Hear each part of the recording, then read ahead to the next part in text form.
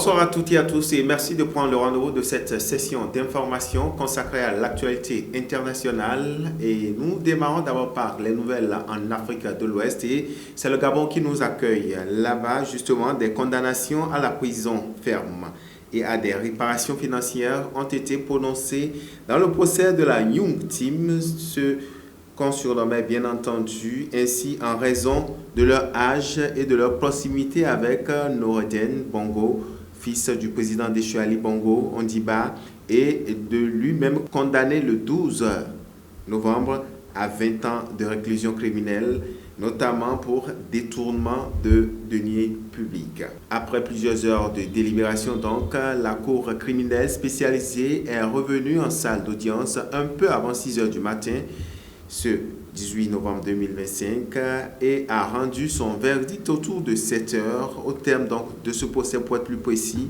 Un procès qui d'ailleurs est très suivi et attendu au Gabon. Yann Ghislain Ngoulou, l'ancien chef de cabinet de Noureddine Bongo, est condamné à 15 ans de prison ferme, dont 5 avec sursis pour détournement de deniers publics, corruption active, association de malfaiteurs, usurpation de titres et de fonctions.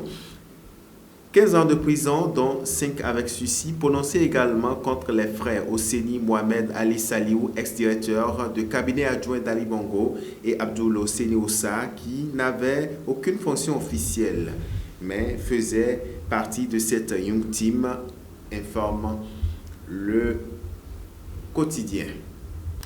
Et puis dans le reste de l'actualité, on en vient cette fois-ci au Kenya à cette information relative à plusieurs sites de services gouvernementaux piratés avec des messages extrémistes qui sont affichés.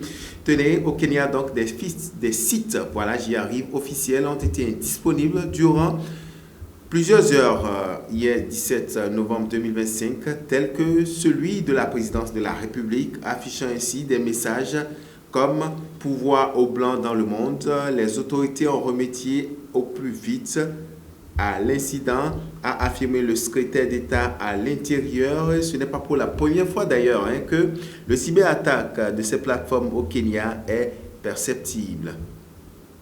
Et puis on va terminer ce bulletin d'information par la Centrafrique. Là-bas, la plateforme d'opposition BRDC qui boycotte la présidentielle refuse de soutenir son candidat Doleguele.